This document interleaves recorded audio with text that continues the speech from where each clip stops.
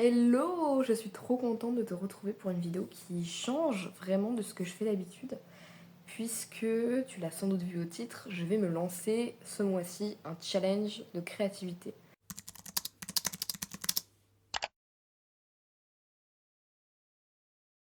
Pour te poser un peu de contexte, de base, je suis quelqu'un de créative. J'ai fait des études créatives là ces 3 dernières années, j'ai obtenu mon diplôme et je vais me lancer dans un métier créatif puisque je suis graphiste. Mais malgré la créativité très présente dans mes études, j'ai beaucoup perdu en créativité personnelle parce que du coup je crée essentiellement pour les projets d'école, mais j'ai complètement arrêté dessiner, de créer pour moi-même. Parce qu'en fait, toute la journée de 9h à 17h au moins, je faisais des activités créatives, je dessinais, je faisais des croquis, je dessinais sur ordinateur, à la main, je faisais de la mise en page, enfin je faisais des activités créatives toute la journée. Ce qui fait que le temps libre que j'avais à la maison, c'était pas du temps que j'avais envie d'utiliser pour dessiner, pour peindre, pour faire des choses très créatives comme ce que j'avais l'habitude de faire avant ça.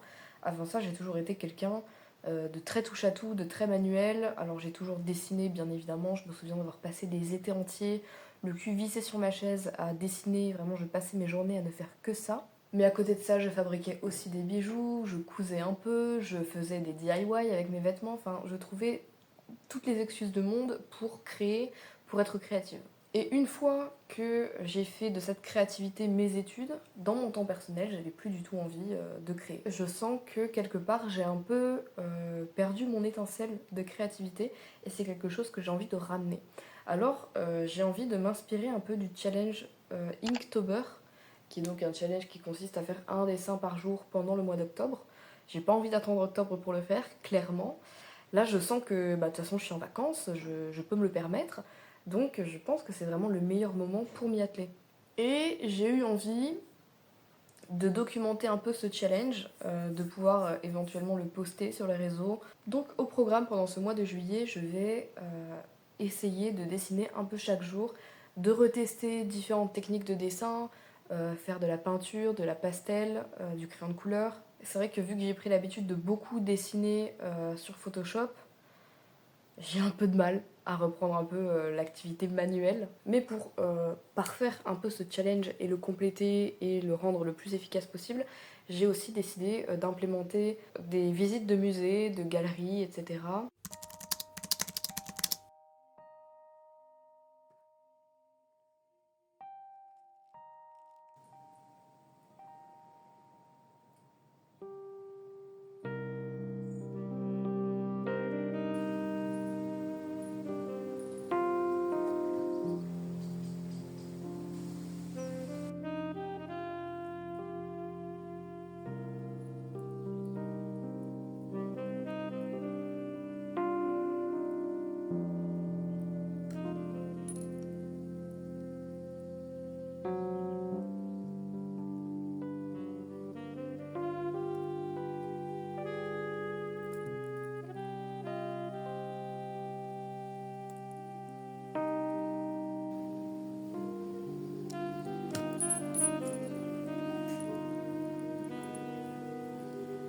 En mode, tu vois, essayer peut-être de prendre un grand fil et d'essayer de mettre genre des perles rouges dessus et avoir ça qui pend au bout et voilà, comme ça pourrait être sympa, tu vois.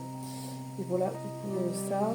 Et après, en vrai, il faudrait que je cherche, j'avais ça du coup dans mes affaires que, tu sais, qui était sur la maison. J'en ai un aussi, je crois. Mais je sais pas si. Et j'avais ce collier-là, je pense que j'arriverai pas à le vendre, mais je me dis que à la limite, genre, tu vois, il y a des trucs qu'on peut récupérer, genre les micro-perles en métal, le petit éléphant et tout. Genre, il y a moyen de démonter, de récupérer des petits trucs sympas, tu vois. Comme ça, on peut faire des trucs avec différentes vibes. Oui, oui, oui, oui. J'ai du mal à respecter le challenge que je me suis fixé. Euh, En vrai, on n'est que le 7 juillet, donc ça va, je suis encore au début, j'ai le temps de rectifier le tir. Mais clairement, j'ai pas énormément dessiné ces derniers jours. En fait, j'ai fait qu'un seul dessin depuis le début du mois.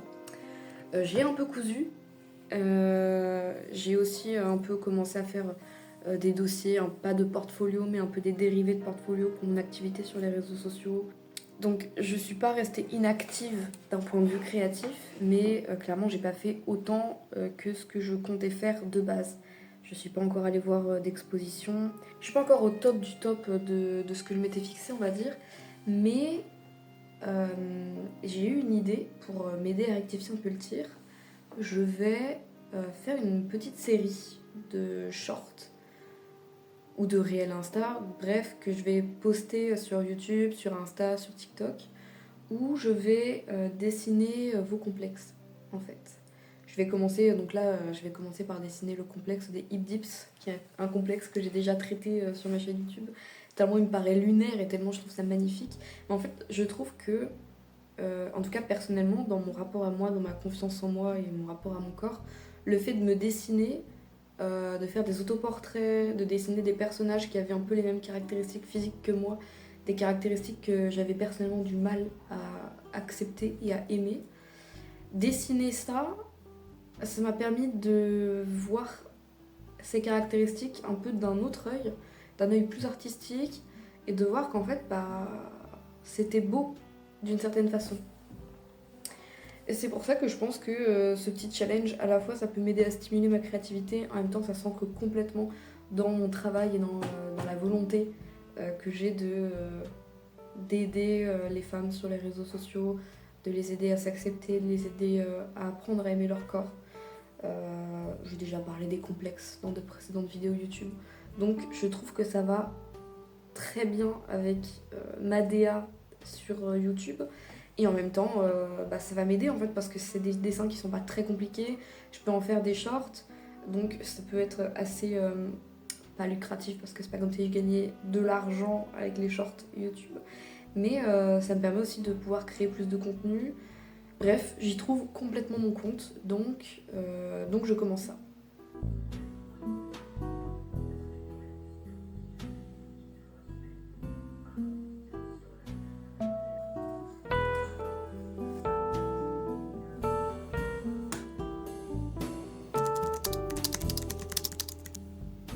Ça me fait vraiment trop du bien de reprendre l'habitude de dessiner vraiment sur du papier parce que en fait j'ai pris l'habitude tout simplement de dessiner sur Photoshop avec ma tablette graphique et c'est vrai que c'est quand même beaucoup plus simple même si faut apprendre à maîtriser le logiciel, il y a plein de techniques qu'il faut apprendre pour réussir à faire quelque chose de beau. Donc je suis pas en train de dire que l'art digital c'est forcément hyper simple mais c'est quand même plus facile je trouve que l'art à la main sur du papier parce que c'est plus facile de corriger des erreurs sur un dessin digital, c'est plus facile de rectifier, de recentrer le dessin, d'agrandir un certain détail qui était peut-être trop petit ou inversement. Rectifier un dessin que tu as raté sur tablette graphique que sur papier.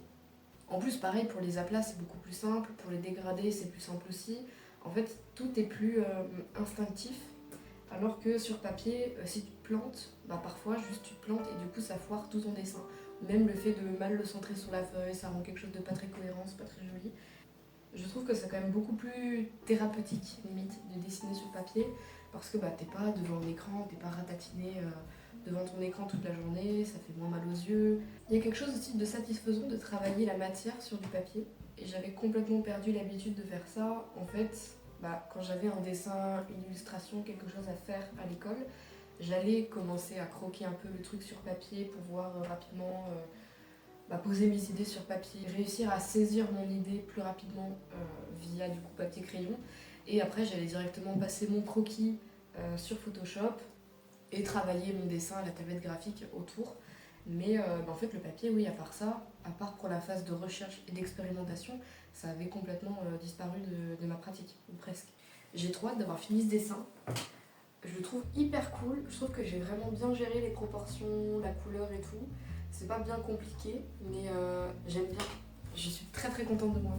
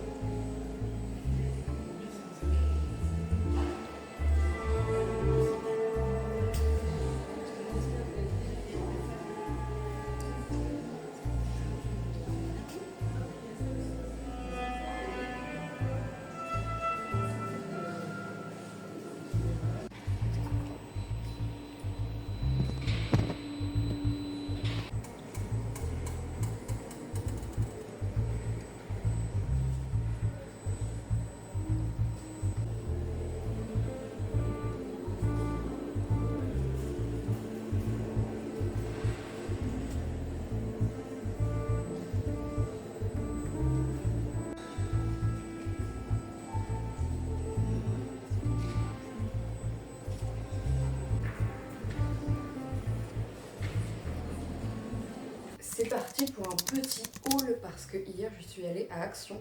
En fait, ça faisait un moment que je voulais racheter un carnet à dessin et ça fait quelques années que j'ai pris l'habitude d'acheter mes carnets de croquis à Action. Ils font des bons carnets, je trouve que le rapport qualité-prix est vraiment pas mal. Alors c'est pas des feuilles qui sont d'une qualité oufissime, c'est pas pour faire des grosses peintures, etc. Mais pour l'usage que j'en ai, ça me suffit amplement. Et je trouve que les formats sont assez pratiques. Donc je suis allée à Action pour m'acheter un carnet, donc je voulais m'acheter celui-ci. Pendant longtemps j'ai utilisé, donc voilà, là j'en ai 3, des carnets à spirale de chez Action toujours. Ils sont pas mal, mais je pense que je préfère quand même le format livré, comme ça, je préfère. C'est plus joli, plus maniable. Et il me semble que le papier est assez similaire dans les deux carnets, donc bref, j'ai pris celui-ci. Et j'ai été absolument choquée du choix qu'il y avait en termes de matériel de dessin cette fois-ci à Action. Il y avait énormément de matériel de peinture notamment, et du coup j'ai trouvé ce superbe petit carnet, enfin c'est un bloc de feuilles à aquarelle. Je ne fais pas spécialement d'aquarelle, mais je peins à l'acrylique en jus. Et en fait j'avais plus aucune bonne feuille de peinture, ce qui fait que j'étais obligée de peindre sur des feuilles de mauvaise qualité. Et la dernière peinture que j'ai essayé de faire sur du papier de merde, clairement, bah, ça avait un peu raté.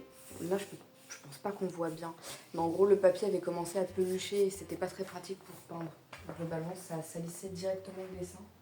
Une chose en entraînant une autre, je suis tombée sur ces petites toiles, c'est des toiles cartonnées je crois.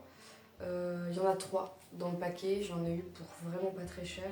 Voilà, donc ces 3 petites toiles m'ont coûté 1,89€, donc vraiment très peu cher. Et vu que j'avais envie de tester de peindre sur des toiles, chose que je n'ai jamais fait, je me suis dit que commencer sur des toiles peu onéreuses et avec ce petit format assez pratique comme ça pouvait être une bonne chose. Et dernière chose, ma palette de peinture à moi est pleine de peinture sèche que je n'arrive pas à enlever, ce qui fait que c'est pas du tout pratique pour peindre, parce que quand tu veux créer une couleur, il faut le faire absolument sur un fond blanc, parce que sinon tu n'arrives pas à te rendre bien compte de la couleur que tu es en train de créer, et ça peut fausser ta peinture, ce qui fait que je me suis racheté une petite palette à 35 centimes. Donc voilà pour le craquage de la semaine, vraiment j'ai craqué mon slip, mais j'en ai eu pour genre 6,72€, donc moins de 7€ pour ces 4 articles-là. Je suis trop contente, j'ai vraiment trop hâte de commencer à les utiliser, c'est génial.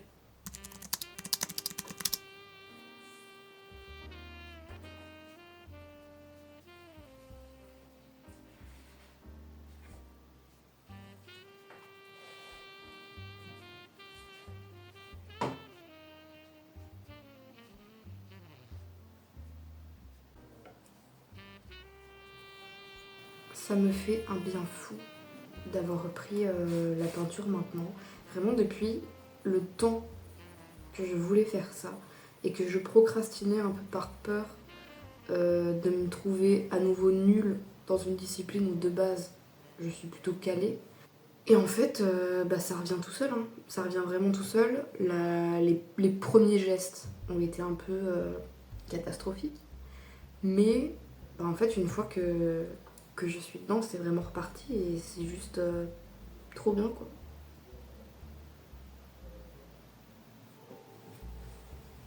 J'ai pas commencé très difficile parce que l'autoportrait, en tout cas pour ma part, je trouve que c'est vraiment un exercice simple. C'est ma zone de confort, on va dire. Mais même, je trouve que j'ai pas trop perdu. C'est plutôt satisfaisant.